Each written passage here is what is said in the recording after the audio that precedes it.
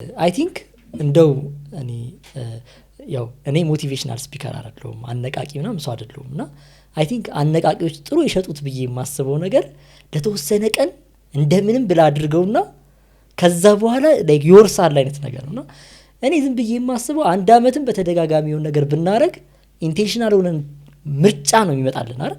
ለምሳሌ ለሊት 11 ሰዓት መነሳት ከጣፈጠ እንቅልፍክ ከሚገርም ሙቀት አይደል። ይሄ ደግሞ ከ10 ሰዓት በኋላ ያለችው እንቅልፍ ዘ ቤስት እንቅልፍ በጣምና ከሱ መነሳት ምርጫ እና ስለዚህ እኛ ለምሳሌ ትሬኒንግ ስንሰጥ ከሁለተኛው ዙር በኋላ ጧት 1 ሰዓት ላይ መገናኛ እንዲገናኙ እናደርጋለን።